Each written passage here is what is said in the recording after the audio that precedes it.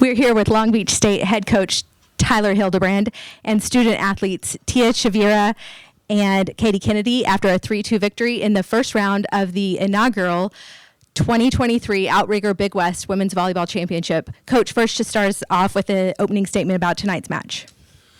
Yeah, it was fun to play a postseason match. There was a lot of work from you guys, from some institutions to get a Big West tournament, so we could all play for it and play the second half of the season without one team running away with it. So it was special to kick that off tonight. Obviously for us it feels special to kick it off here at home. And I want to say congrats to Irvine. They played a heck of a match, and a couple of sets we won, we handled them, and then they played two really great sets and gave us everything they had, and they have a great staff, and they had a great season, so I want to say congrats to them, and it was a hard-fought battle. And really, really proud of our team. We got tested, and we said we need to try to believe in ourselves the whole way, and we really believed in ourselves in the fifth. We hit 500, and so that was a big win for us. Mike Godobasio, the 562. Tyler, guys, congrats. You and I have talked about the need for this tournament for a little while, obviously, sort of a long time coming, but you said it every previous year. It would have been a couple weeks ago. Santa Barbara's sort of, up there, and thanks for coming. What does it mean to you guys to get this sort of second life of here you are in your home court, and it really is that NCAA auto spot is up for grabs? It means everything. I mean, sports, you're supposed to be able to have a chance at the end. And, if you have a terrible season and you're just, it wasn't your year, you're, 2-18, that you don't get a postseason then. But, and you have a lot of teams like 4 or 5 or whatever of us have big winning records and have played tough teams, everyone deserves a right to play for it down the stretch. And a lot of the conferences that don't have conference tournaments, they get 4 or 5. Sometimes the Big Ten gets 7. Pac-12 can get 7 or 8. So they do have a postseason tournament. It's the NCAA tournament. So I think the reason for this tournament is so the student athlete gets a better experience.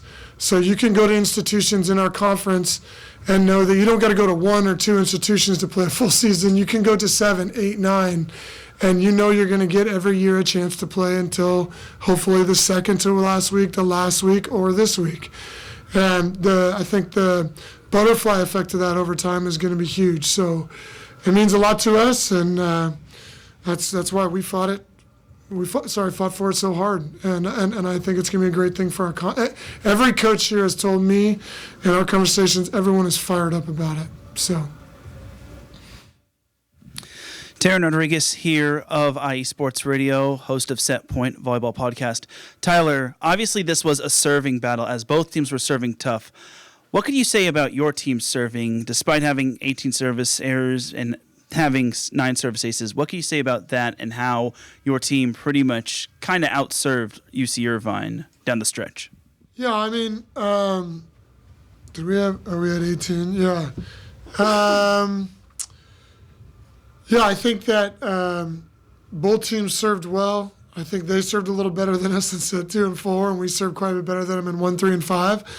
And I think serving for us is a big confidence builder, and it's something that we've been really good at all year. We led the conference in aces, and so we're okay with a little higher error percentage as long as we're serving tough and not just getting aces, but putting them on their heels. And Natalie had another great serving night, and she had a big ace in the 5th. And but everybody served well tonight, and that's something that we have to do. We have to push the envelope a little bit.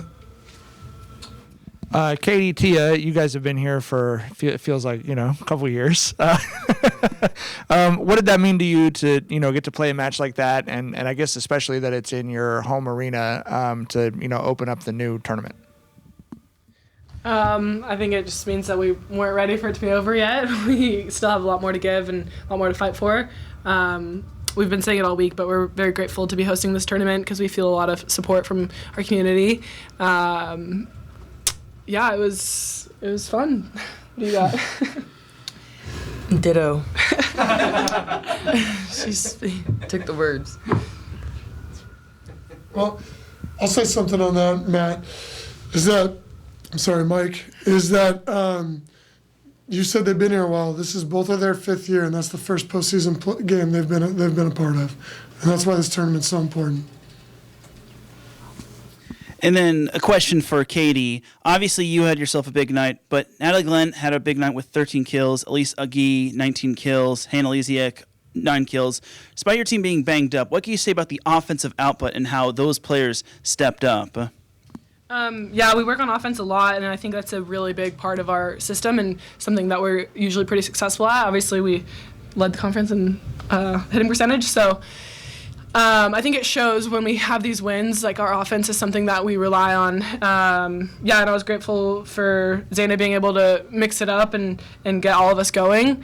And we've said it many times before, but we aren't the type of team that has one hitter that just dominates and gets set all the balls. We have a spread offense, and it takes all of us to be on in order to win. So, yeah, I think we did a good job at that tonight.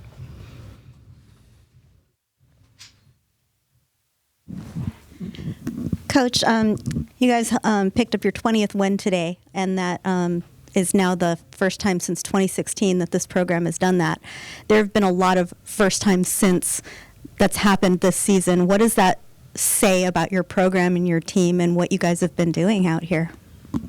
Yeah, we've actually talked about it a lot. I think, when we all got together almost 2 years ago now, we said we want to try to bring this back for our alumni, for our fans, for the experience here, to try to bring, I mean, there's a lot of history of this program, there's a lot of history in this gym, and we want to try to feel that again, and we've been able to do that with, some good wins, but also some big crowds, and, I don't know, we keep looking up the record book on a lot of different things, but, those things are important milestones for us to appreciate, but what we're grateful for is that we've had highs and lows this year, and we've had,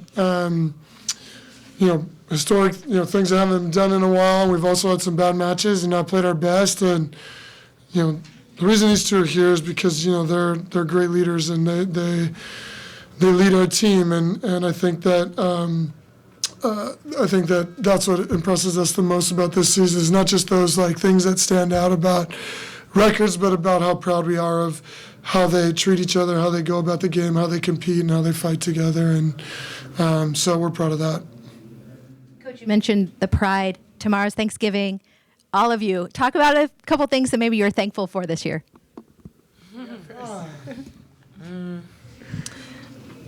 I'm thankful for this tournament to get another chance to go out with my girls because I love them so much. Mm-hmm. I'm thankful that my family's here to watch me. This is the first time my brother's been able to see me play live this season, so that's exciting.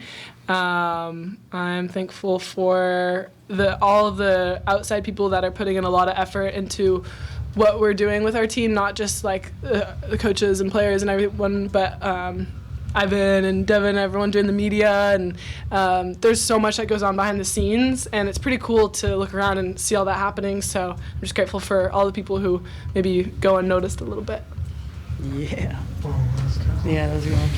Good luck. I'm thankful that, we have at least one match with this special group of young women, and I told Katie on the beach in Hawaii I'm going to be really sad when it's over, whether it's December 18th or sometime before that. And so I'm grateful that we get another match, and because this is a really special group to us, and we're really proud of them. Katie, I know, Coach talked about your leadership a lot this year. You guys had kind of an oh crap moment at the end of that, second set. Sometimes, obviously, you guys know that can sort of turn a whole night. What did you guys say as you're getting together? What did you say during the break to kind of right the ship and come get 2 of the last 3 to win it? Oh gosh, I don't even remember. Do you remember? You were talking when I was born in there. I know, but I talk a lot, so. I think that we were just trying to share the message that this is now or never, and they're not gonna let up. They're definitely gonna fight hard and push as hard as they can, and we can't let them push us into the corner. We have to fight even harder. Yeah, we have a lot of leaders on our team in different roles and people who lead in different ways. So it's cool to go into the locker room during those breaks in between the second and third set and feel kind of everyone having something to say or like knowing what we need to do next. No one's sitting down with a look on their face like, okay, what now?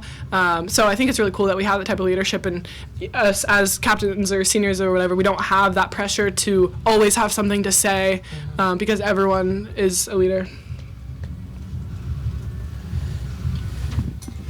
And then, Tyler, I know you've got a match on Friday against UC Santa Barbara, but surpassing your win total from last year and seeing vast improvements on and off the court from the team, what can you say about that and how far your team has come from last season in your first year? Yeah, we were excited about this year because we thought or knew we were going to be better, and I think we've proven that we're, a quite a bit better team on the court and off the court than last year. Yeah, I guess you want to, especially when you're trying to maybe turn a program around, you want to get better each year, and that may not happen, but it's a feeling that we put a lot of work in, just on the court and off the court, and we're seeing improvements in both areas. So we're stoked, and we got a great recruiting class coming in the next couple of years, and we're fired up to keep it rolling. Last one for me. You said it. Match with Santa Barbara on Friday. They got you guys in 4 both times. What do you need to do different on Friday? Score more points. Santa Barbara's a great team.